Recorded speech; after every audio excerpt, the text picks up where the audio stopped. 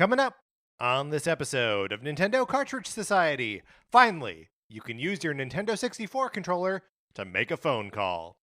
It's dangerous to go alone, so the Nintendo Cartridge Society goes with you.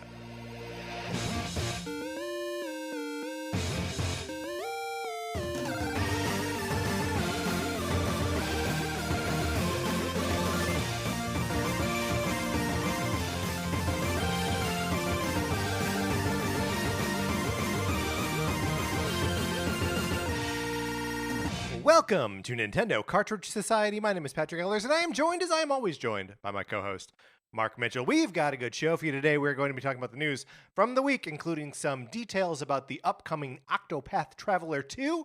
And then on Thursday, we're going to be discussing the opening chapters from the Zelda games. But Mark, in the meantime, how's it going? It's going great. By the time this episode is released, we will be past Halloween. That's right. And so you know what that means. No more ghost talk. No more ghost talk. And probably as people are listening to this, the Christmas tree is being erected in my home. That's right. As we speak. Wait, so you go the day after, I'm sure we've discussed this before. Well, last year was the first year Yeah. that my husband and I got a Christmas tree. Yeah.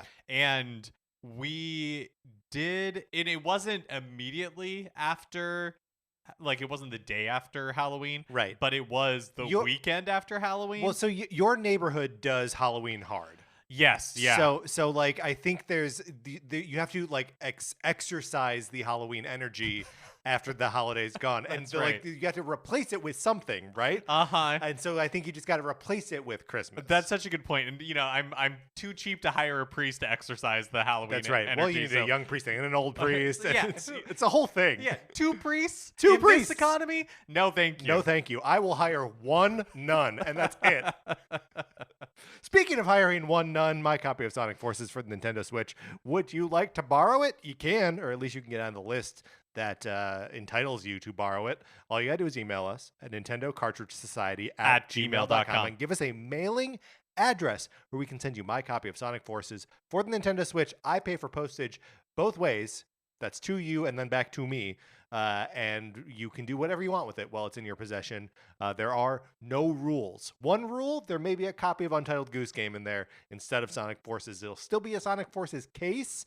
This isn't to trick you. It's just the shape, I was going to call it a contest. This is not a contest. This is just a borrowing program. It's the shape it takes. It's the shape it takes. Yep. And it is a rule, but it's like a fun rule. Yeah. Yes. It's absolutely a fun rule. I'm trying to think of an example of a fun rule. Like no running at the pool.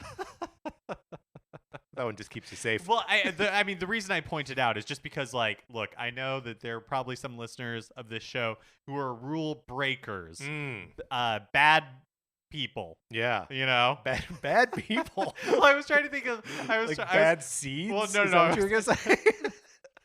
Hey, Patrick, that Halloween talk out of here. Oh, no Halloween talk. What I was okay. This is what happened there. Yeah. I was about to say bad boys. So then I was like, well, why should that be gendered? Exactly. Yeah. So then I was like, well, bad people, but that just doesn't have the same ring to it. Where it's like, who do you date? It's like, oh, I only date bad boys versus I only date bad people. Yeah, it's not as good. Paints a different picture. What about bad kids? Oh, bad kids. There you go. That's all right. So we know that some of our listeners out there are bad kids. You're bad kids who might be turned, who might hear that there's this rule. Oh, I see. And be like, well, then I don't want to participate in the program. No, I don't do rules. Look, the program is still very punk rock. We're still sending a thing through the mail, and you're getting my address, which is weird. I'm getting your address. That's weird too. And yet, perfect. It's a perfect program. Well, I'm glad we figured that out. Here's another thing you can do is you can leave us a 5-star review on Apple Podcasts, Spotify, or anywhere that you get your podcast. We appreciate it so much. We are coming upon the season of giving, the season of thanks. And Patrick and I want to say thank you to everybody who has left us a 5-star review. Yes. And if you would leave us a 5-star review on the Say thanks to everyone who has given us a 5-star review. Of giving and thanks. Yes, that's right. Yes. That's right. If you leave us a 5-star review on the U.S. Apple Podcast Store. We're keeping the language consistent. We'll give you a shout out on the show. We'll thank you by giving you a shout out on the show. And if you would leave us a review anywhere else, we can't see it, but we want to thank you no less, but we need you to tell us that you've done it. So send us an email, hit us up on Twitter, let us know. We appreciate it so much when you do. It helps people find the show. Patrick and I love reading your reviews, and really any way that you can share the show at all, we appreciate it so much. Helps us out tremendously. And then here's something that you can do to help yourself out tremendously. Get in our Discord. We are in there having fun conversations about Nintendo stuff, what we've been playing, how we get together and play Splatoon together, all of this great stuff. You do need an invitation to join the Discord. It is invite only, so email us or hit us up on Twitter or any way that you can contact us. We will send you that invite. All right, Mark, are you ready to get into what we've been playing this week? Yeah, let's do it.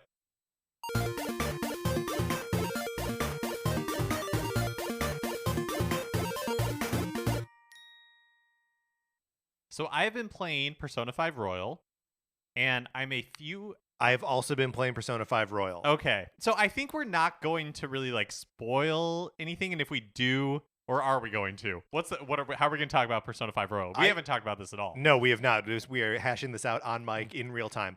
I am 1 hour into Persona 5 Oh, okay. Royal. I'm a little further than that. Okay.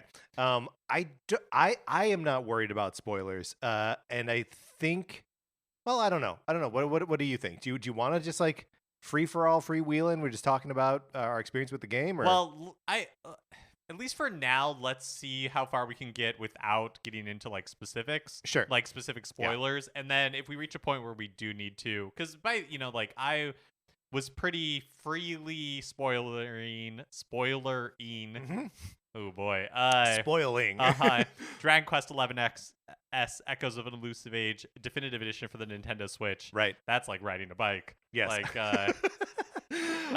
Yeah, no, I think these are different, a little bit different rules. And if we need to break that to really be here's a narrative, a point in the story that I wish to discuss, then we will broadcast it. Otherwise, consider this light spoilers for the experience of playing Persona 5 that's a great way to put it. So, one thing I will say, so I'm enjoying it. Yeah. I'm beginning to realize how long of an experience it is going to be, which I'm kind of into. I think there are games coming out through the end of the year that I'm interested in, but I could see myself sinking a lot of time into Persona 5 Royal. I know that it's, I guess, one of the hooks of the Persona series, but this is my first time really experiencing it, is how bleak the worldview, I would say, is, Yes. It does not have a very high opinion of humans and society. Right. And their treatment to each other. Yeah, which is, it's really, it's interesting. And the other thing is that I think this is an addition to Royal, is that you can fast forward through cutscenes, mm-hmm. which I am really grateful for in some instances, because in the beginning of the game, you have to get through this part of it where the characters just they don't understand what's happening to them. They can't believe their eyes, where it's but how can this palace be here? This is our school. I don't get it. And right. Some of these conversations go on forever. Right. Because you, as the player playing a video game that's anime as all get out, are ready to accept this. Right. You don't need convincing. No. And so to be this far ahead of the game, versus where the characters are narratively, gets a little old, especially when they can talk about it a lot. And so being able to just fast forward through those parts and just be okay, yeah, I get it. You can't believe your eyes. What is this mysterious app doing on your phone? But about oh, did you think you deleted that app? And guess what? You're going to talk about this 4 more times before to yourself. You accept You're going to talk to yourself about deleting this app over and over again. For that part, if nothing else, I'm happy for the quality of life improvements that apparently were part of Royal. But yeah, So how far are you into it, would you say, at this point? I would say I'm maybe 3.5 hours. Okay. Yeah. So have you finished that first dungeon palace thing? Yeah. Okay. Well, kind of, sure, I guess okay. is what I'll say. But yeah, I am excited to see where it goes. I had finished that first dungeon, palace, whatever, fought the boss in it back when I played the original I release remember of that. Persona 5. But that's about where I tapped out. I'm still way before that at this point. I've only gone to school to check in and meet the teacher. Oh, okay. Yeah, and it's uh nuts to me that that's an hour of gameplay, and I'm like not really done. I've not really played the game yet, as far as I can tell. And it's just the thing that you mentioned about having conversations that like just go on for too long. It makes me wonder why there is this like thing that appears in video games, maybe specifically RPGs and maybe specifically JRPGs, where like if you were reading or watching anything in any other medium, most of the dialogue would be cut. That they would be like, we don't need this, we don't need this. You can understand that like why is this character repeating that line to himself about nothing? It's not even like a gameplay hint for you to like remember you gotta do this. And so I just don't know why all that stuff survives like through there must be multiple drafts of these things as they're writing like the scripts. I just don't get it. But I think you're right. I think maybe it is like a legacy video game thing. Yes. And that has just been like inherited, and it's just part of like how a video game story is told or something, because Yeah. like there are these weird remnants, and not just in like narrative, but in the way, you boot up a video game and you see this where it's like, do you want to create a save file on your system? And it's like, well, if I want to play the game, I have to do this. So why are you asking me? Like just do it. But we've been asking that since the 90s. Right. And so we just continue to treat it that way, Right. apparently. Right. You know what I mean? It does feel very similar with the narrative, where it's like, this is just kind of like the cruft that comes with it being a video game story. Yeah, and I guess I just want to know like how much long, and obviously some games have like solved for this, right? Like or just like the things coming out of like Sony first party at the moment are pretty good at like eliminating that sort of like startup experience, and like presenting you with like accessibility options right away, and then like just kind of cutting out some of the fat, especially like in dialogue. Like if you look at the God of War, or like Last of Us or whatever, that they're really good at just like, here are the things you absolutely like need to do. Here are the things you absolutely need to experience to get this narrative. Whereas like I'm walking down this alley to meet my caretaker for the first time, and there are just like people I can talk to, and they're just like saying nothing, but like I can have a dumb conversation with them, because that's what you do in an RPG. You walk up to a person, you push the talk button, and they say something about like, oh yeah, their dog is meaner today than normal. The other thing that's been interesting is I played Tokyo Mirage Sessions 2 years ago. Sharp FE Encore. Sharp FE Encore, that's right. This is not a Dragon Quest S Echoes No, of Elusive Age Definitive Edition for the Nintendo Switch situation. I refuse to You're do right, that you're for right, you're two right. games. You're right. I played Tokyo Mirage Sessions Sharp FE Encore Edition when it released on Switch. Yeah. Or actually afterwards, but you get it. Like the Switch version of it. You could only play it after it released. Yeah. Without playing, well, I didn't play it on Wii U. Yeah. But on like the Persona, I played it having experienced Three Houses, so kind of understanding the connections to Fire Emblem, but without playing a Persona game. So I did not really understand the connections or the things that it took from Persona. And it is interesting playing Persona 5 and now reflecting back on my experience with Tokyo Mirage Sessions and beginning to see, and it's not like super overt, but some of the way that this is not a spoiler, but in Persona 5, you get like a phone and friends will like text you, and the narrative is advanced sometimes that way.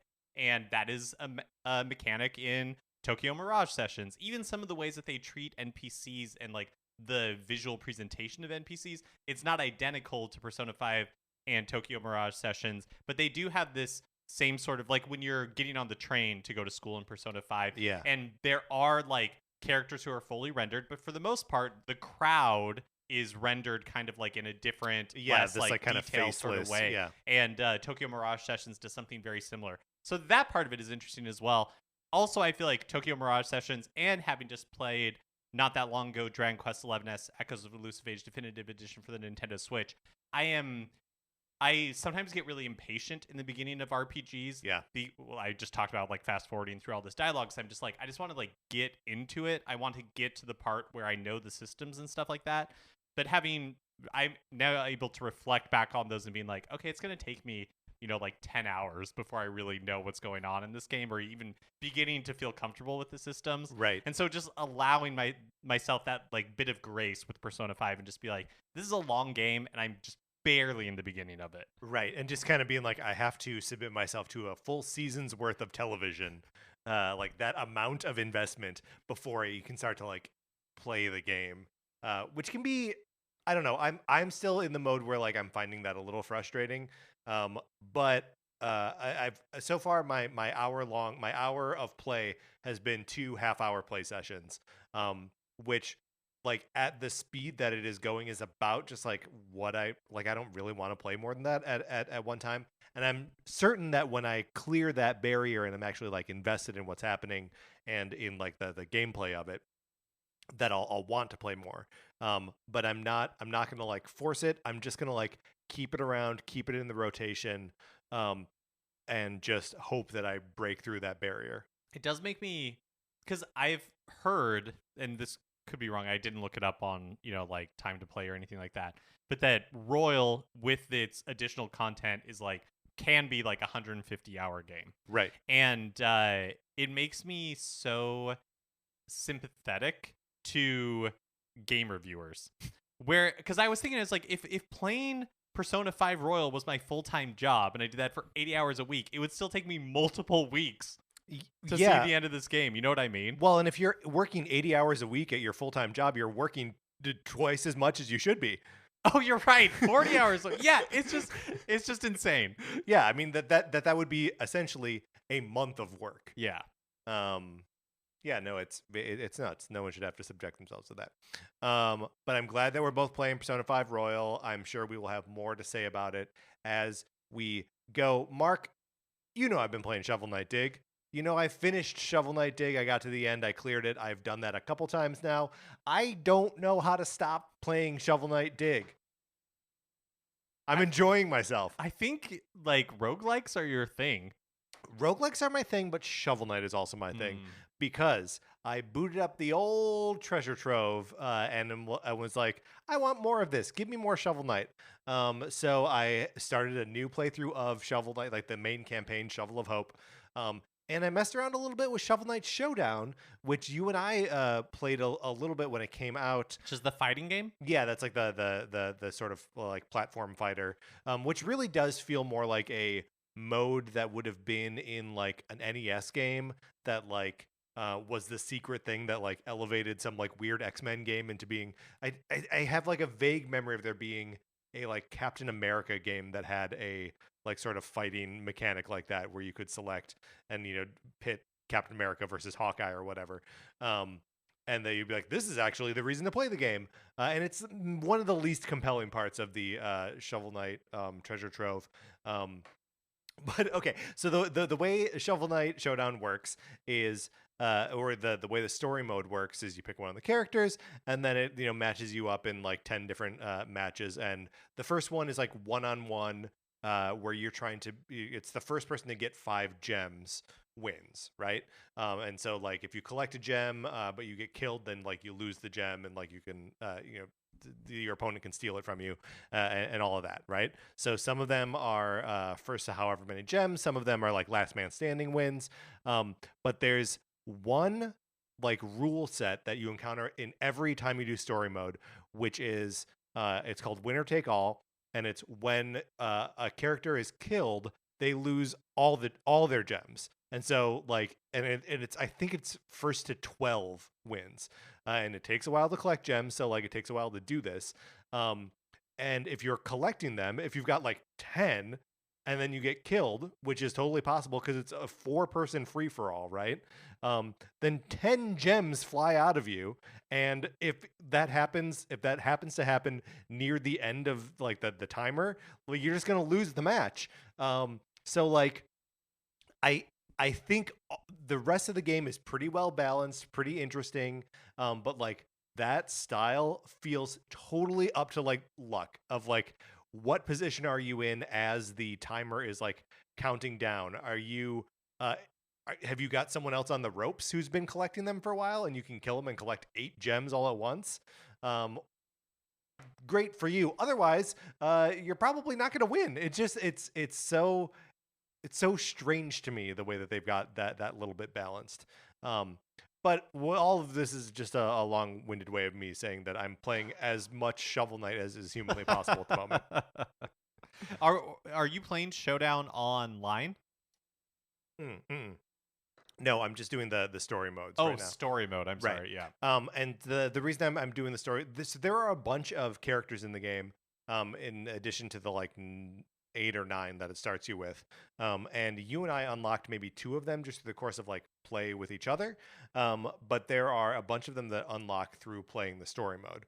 And I was like, I want to unlock the rest of these characters in case I ever like have people over and want to play Shovel Knight. I want to have all the characters, right?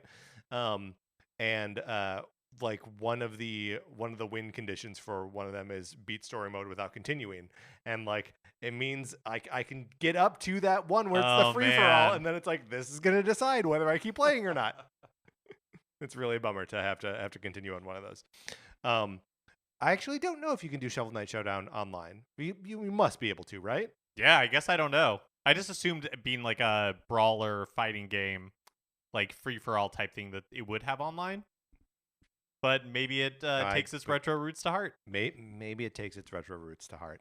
All right, Mark. Those are the games that we've been playing. Let's get into the new releases and what we might be playing next week.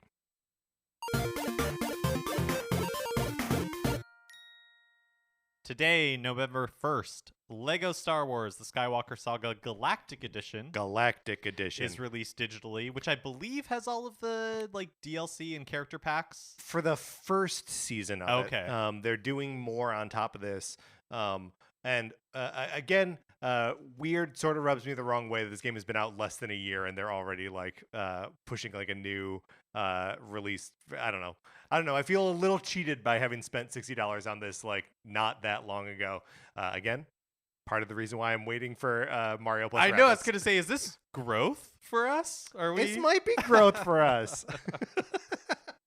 And then on tomorrow, Wednesday, November 2nd, Doraemon, Story of Seasons, Friends of the Great Kingdom is released on Switch. Which we're really just bringing it up here to follow up on the Nintendo Direct from a couple weeks ago, or a month ago, however long ago it was.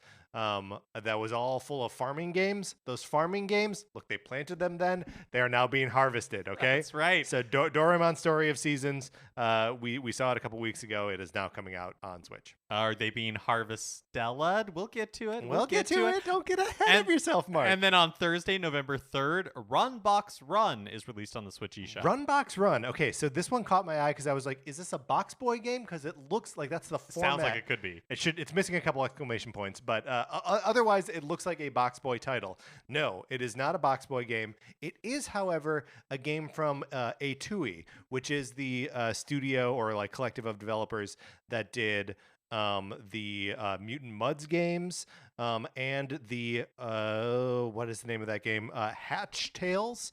Do you remember this? It was you play as like a little chick and a worm. It was a late era 3DS game that had a like level creator and like sort of a robust community of people like making levels for it. Do you remember this thing? I do, yeah.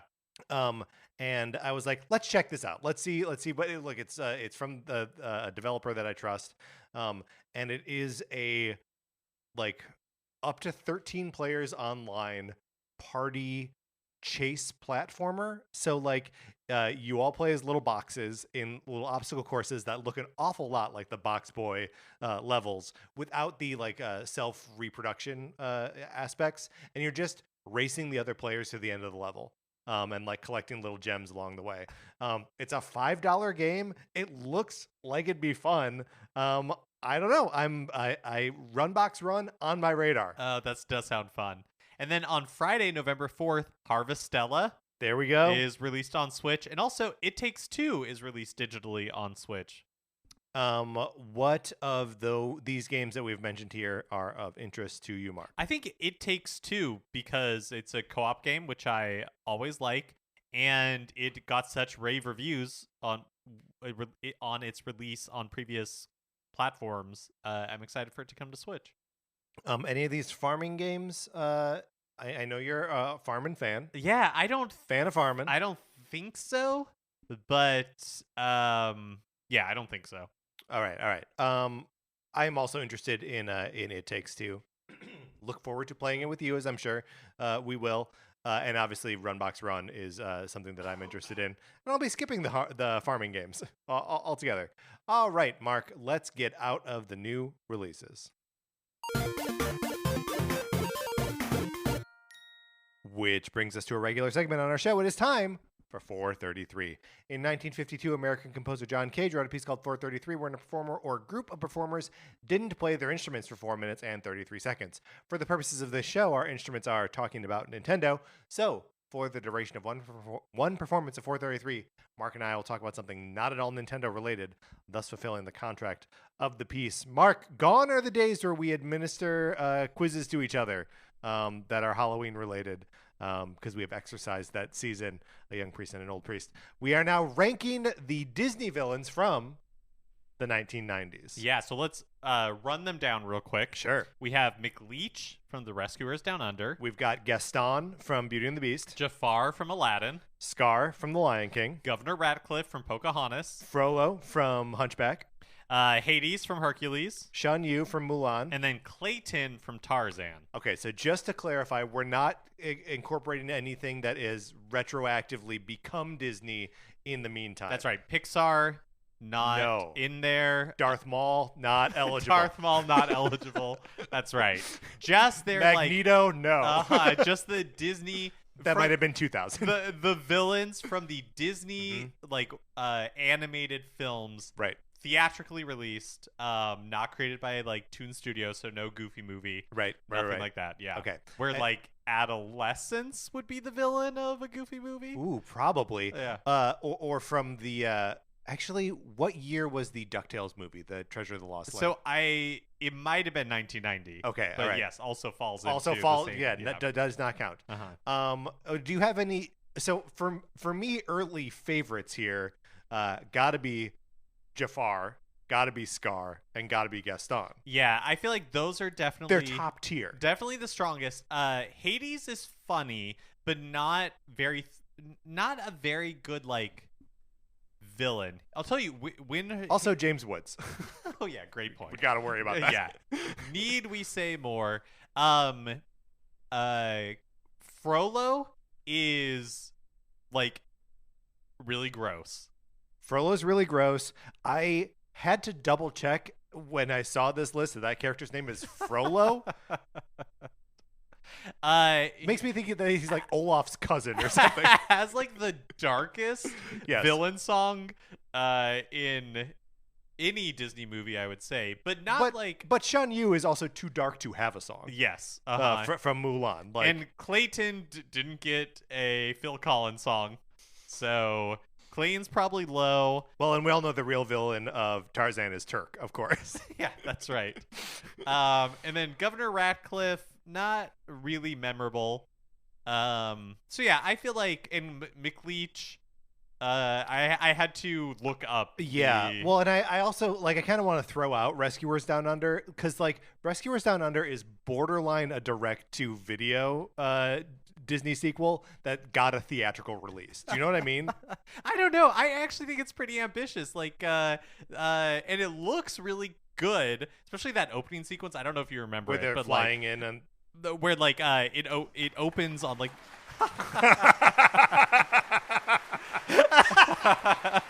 Well, I guess we'll never know. We were accompanied today by the Berliner Philharmoniker. All right, Mark, let's get into the news. No. All right, Mark, let's get into the news.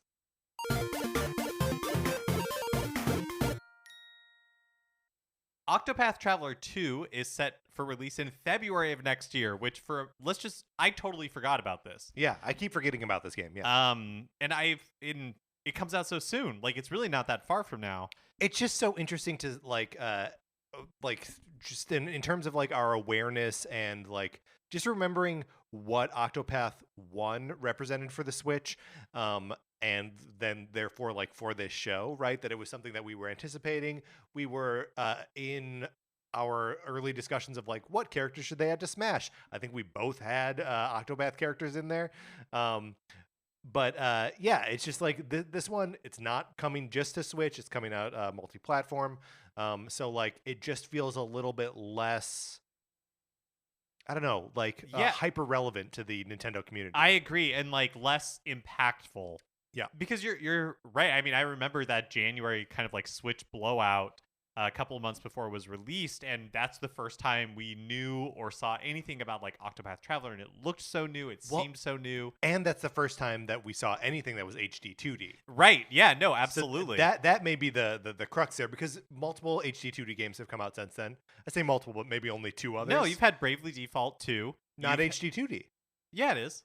It was built on the same engine, I think. Oh, But it no, doesn't you're look the right. same. You're It- right, yeah, you're right. it's- So Project Triangle Strategy for sure. Right, And which is then- just Triangle Strategy. Uh-huh. Oh, that's right. That's right. You're right. And then Live Alive. And then Live Alive. Yeah. Yeah. And now this one. But you're right, because especially in those early days of Switch, any game was big news. Yeah, that's, Do you know that's what I true. mean? Yeah, And like yeah, when yeah. Octopath Traveler hit, like the release schedule was not what it is now, where it's like it feels like there's always so many games being Yes. released. But all this is to say Octopath Traveler 2 is releasing this February, and as we get closer, like the press is beginning to pick up for it, and we're getting more details on the game. And in a recent interview with Famitsu, producer Masashi Takahashi and director Keisuke Miyochi recently gave an interview that hit on some improvements for the second game compared to the first game, and this is all as translated by Nintendo Everything. So the question is, it's been revealed that a new feature of this game is cross stories between protagonists. What led to this addition? And Miyuchi responds, "We received a lot of feedback from players of the first game saying, we want to see dialogue between protagonists beyond travel banter. We thought the same while playing the first game, and adding dialogue would make people fall in love with the characters more. So we put that into this game." This is huge. Yeah. Because there is a weird thing that happens in the original Octopath Traveler where the characters can talk to each other through these like optional conversations that you like force them to engage with, very like Fire Emblem style, right? Except without building relationships. But then otherwise, when you're in one character's story, it seems like they're the only one experiencing that story. Everyone else is just like a passenger in it. And this sounds like, or at least I hope it does it sound to you like that's changing that, or it's just having the other characters speak during those stories? I don't know for sure, but kind of like following up on that, the next question from Itsu was, is the main story going to advance in chapters like the last game? And Takahashi responds, yes, but it's not like the last game, which had 4 chapters made up of every character's story. Sorry, you'll have to wait for later reports for more details, but we've worked hard to make it so you experience a completely different story for each character. So I don't know exactly. I said, we will obviously learn more in the future, but I do think this is encouraging because it was one of the, I would like, lesser parts of the first game. Yeah. Was how each character story would advance, but it was just that character story. And even if it doesn't turn out that it's like fully fledged where all the characters are experiencing it, and that may be complicated to do because you can get party members in any order. This at least sounds like a step in the right direction. It's such an interesting answer. Do the stories advance in chapters? Yes, but it's not like the last game, which had 4 chapters made up of every character's story. Sorry, you'll have to wait for more details. So, like, I do wonder if there's like an aspect of like, every character has like a first chapter, and then there are no solo second chapters. It's all like, now this character and this character together, here's their chapter 2. These 2 characters, here's their chapter 2. Oh, you know what I wow. mean? and that's just a way to go through it. But like I feel like that could be a more rewarding way to, because you can't leave any of the characters behind. You have to get all 8 of them. So as soon as you've done first chapters, then they may as well start pairing them up or having 3 of them intersect or whatever. Yeah, that is true. Yeah, that's really interesting. This is kind of like the first thing that has me like a little more intrigued about what Yeah, Octopath yeah. Traveler 2 holds. Also, you mentioned that January Switch reveal way back in 2017 when we saw HD 2D and we saw Octopath Traveler for the first time. We hadn't really seen anything like that. In the interview, they talk about the updated HD 2D art style for the game that they referred to as Super HD 2D. So Famitsu says, we talked about HD 2D a bit earlier, so I'd like to ask about the graphics in detail. When you say pixel art with higher density and size, I am reminded of Super Nintendo games released late in the console's life. Would this game's graphics be similar to Chrono Trigger's, for example? Which feels like a very leading the witness Yeah, type totally. of question, but the response is yes. Last time we had in mind an inclusive nostalgia that many people hold on to, but we thought that would not much would we thought that not much would change if we used the same method again. We needed to expand the scope this time by envisioning the beautiful pixel art scenery they drew back then, the trial scenes in Chrono Trigger, for example. We aimed to raise the bar of expressiveness with HD 2D by making art that would be picture perfect no matter when you screenshotted it. They also talk about having more variety in camera angles than like the persistent top-down view Yes. from the first game. And I admit, like when I saw the Octopath Traveler 2 trailer, I did not clock that it looked any different from the original Octopath Traveler. But then like going back and looking at them side by side, you're like, oh yeah, there is a difference for sure. Yeah, and it's cool to see them like sort of take these steps too, because like there's something very 2D in a 3D space, like something very like Paper Mario about what HD 2D can do. And obviously they weren't like trying to push that in any weird directions with the original Octopath, and then not at all with Live Alive, because those are both games that are like, one is literally trying to recreate a game that was overhead and in 2D, and then the other one is like trying to emulate that feel. So it's just kind of neat that like now they can take what the platform can do and like really push it into unique camera motions and unique perspectives that aren't the exact same things that you've seen in the actual like normal 2D. You think about how that's applied to triangle strategy, and it's all on that sort of like diagonal grid, and that's because that's how tactics games, especially from Square Enix, that was the perspective on them. But like, it doesn't need to be, So it's cool that like this with Octo 2, that like that's where they're starting to take those chances and really see what the graphical style can actually deliver. Is it just me, or does it feel like there's like a real Nintendo 64 moment happening right now? I think there might be. The company Qbyte Interactive has announced they're bringing N64 platformer Glover to Switch, PlayStation, and Xbox in sometime in the future.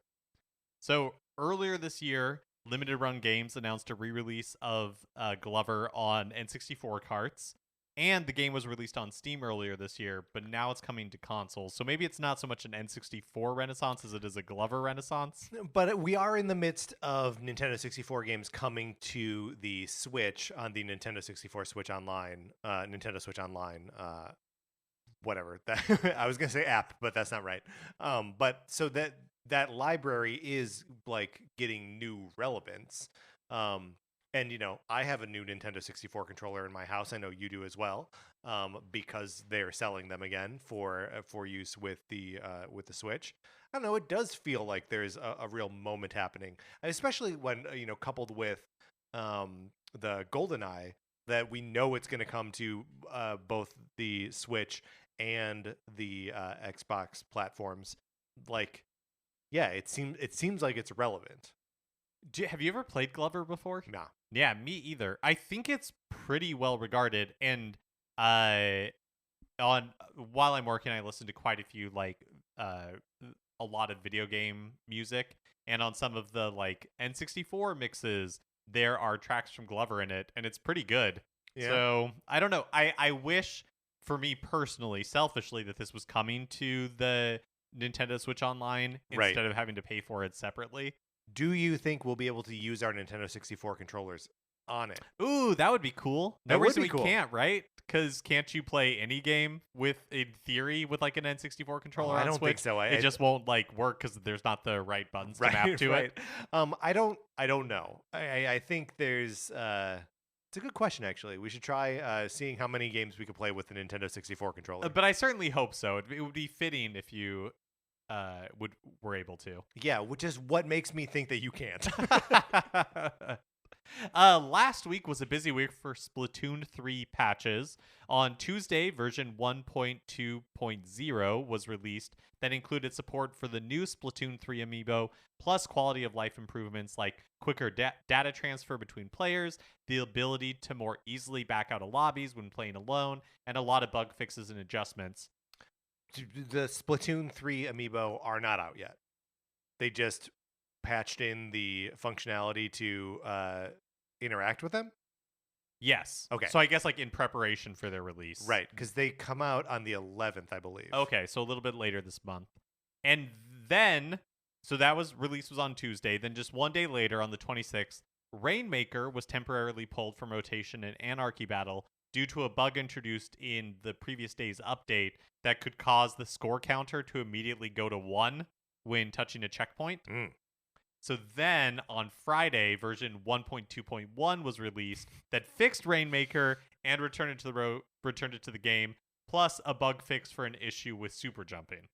So they're still in the like figuring the game out, making sure that it's working and functioning, and has got all of the bells and whistles that we expect. This prepping it for the Splatoon 3 amiibo functionality is interesting to me. I don't. Why didn't it launch with that? I don't. Maybe no reason to have it in if the amiibo were coming later, right? I- You have to like prioritize. I guess you do have just to a prioritize. That's a good point. prioritization That's a good you point. know, process probably would be my guess, anyways. At the Wall Street Journal's Tech Live conference last week, Microsoft Gaming CEO Phil Spencer, not the murderer, spoke a little about the company's pending takeover of Activision Blizzard.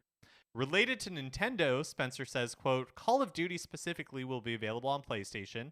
I'd love to see it on Switch. I'd love to see the game playable on many different screens. Our intent is to treat Call of Duty like Minecraft. Interesting. Hasn't there been like a whole kerfuffle about Call of Duty appearing on PlayStation platforms? Yeah, especially internationally. Yes. So some countries have already approved the merger, but I believe it's the UK is moving to like a stage 2 review, which is like a more in-depth review of it. And I believe that in Sony's kind of like submission to whatever the moderating authority is in the UK, that they specifically called out Call of Duty as kind of like this monolith in gaming that really, in Sony's view, has no competitors, and that Microsoft owning would be detrimental to like many platforms, including their own. Right, but this sounds like it's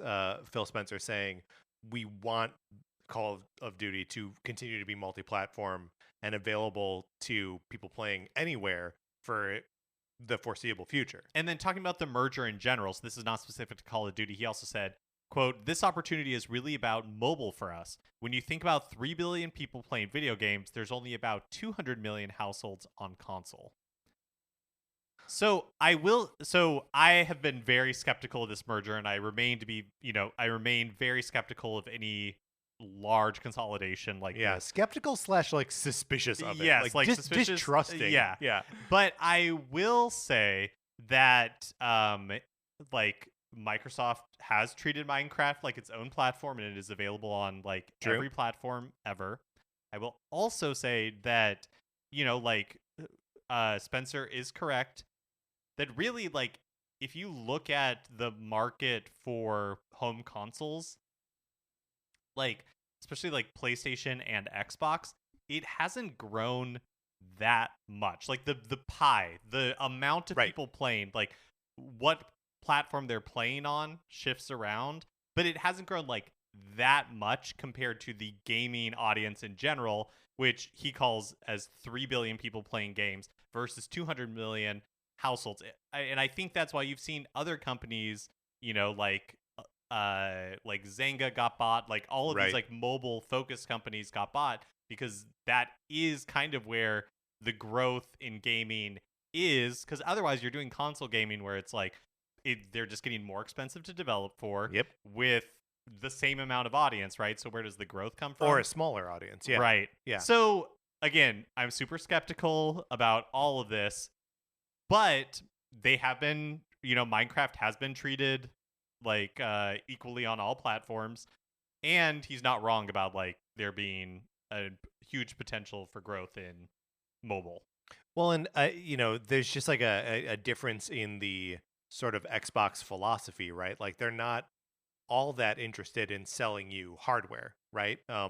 They just want you, subscribe to Game Pass, especially like on PC or on one of those platforms. But like if they could get Game Pass on a Switch or a place, all these places where the powers that be would never allow it, or on phones, then like that's what they would do, right? Like they just want people paying to play their games. They don't really care about where that is, which is a departure from the way both Sony and Nintendo, especially Nintendo, operates, right? Like Nintendo has always been like, no, you play your games on the hardware that we're putting out. That's part of like the toy maker that Nintendo like originates from being, right?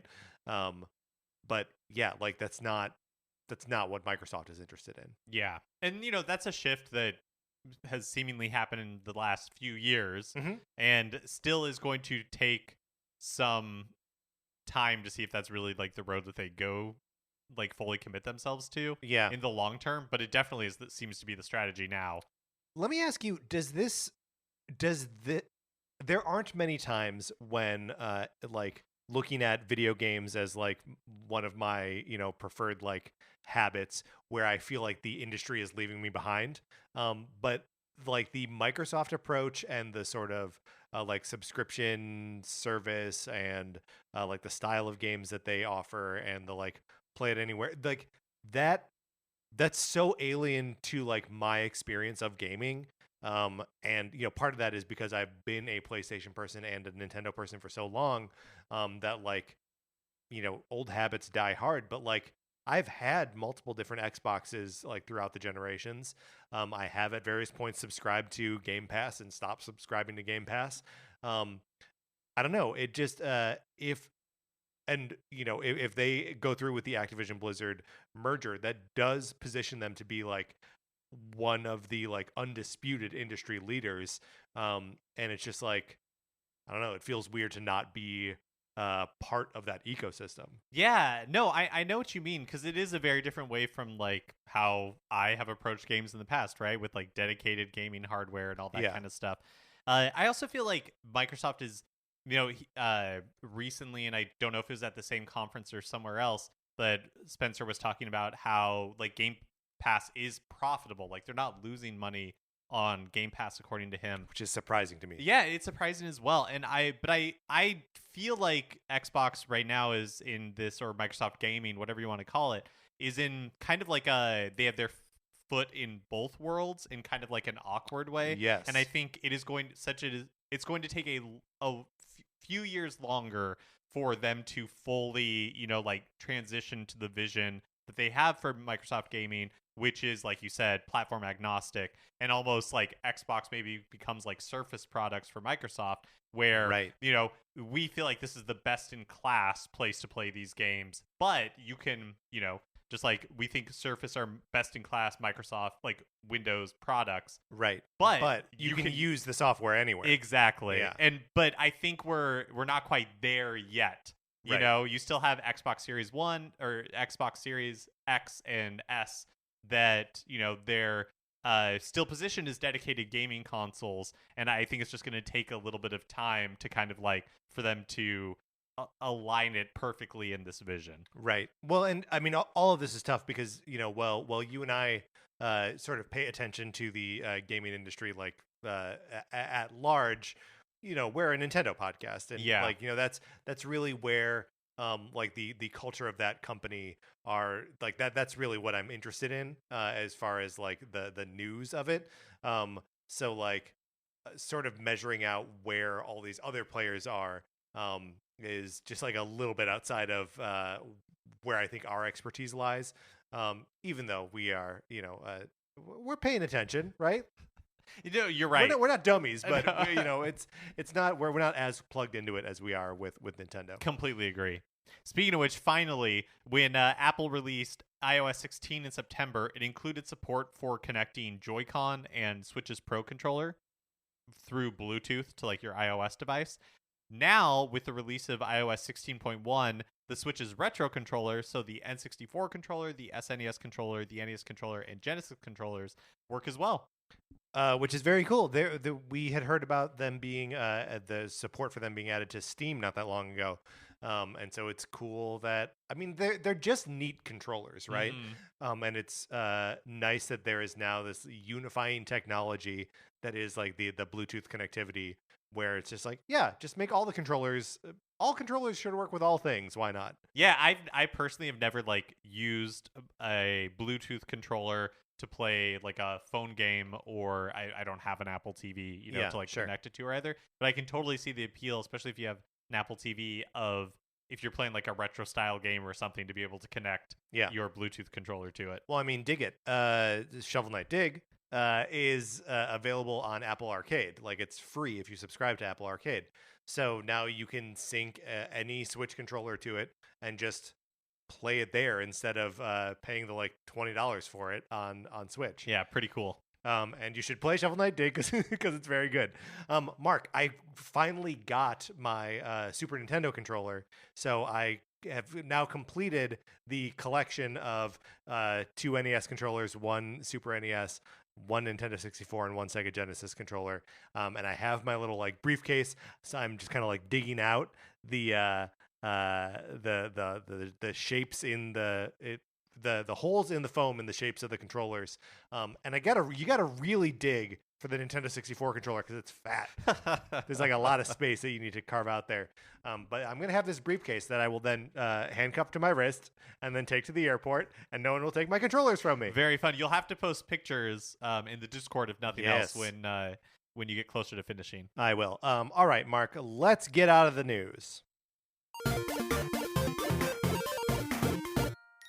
That is going to do it for this episode of Nintendo Cartridge Society. Thank you so much for listening. Remember, please rate, review, and follow us on Apple Podcasts or any other place where you get your podcasts. If you like the episode, you should share it on Facebook or Twitter or any kind of social network where they allow you to put a link to something. We appreciate it so much when you do that. That's the only way new people find the show. So thank you very much. You can follow us on Twitter. I'm at Patrick_Ellers. Mark is at MKE Mitchell, and the show is at Nincart Society. We also have a Facebook page, which is just Nintendo Cartridge Society. Anthony DeLuca made our logo. Our theme music is provided by 8-Bit Betty. You can get more of his music by going to 8bitbetty.com or by listening right now. For my co-host, Mark Mitchell, this is Patrick Eller saying thank you for listening.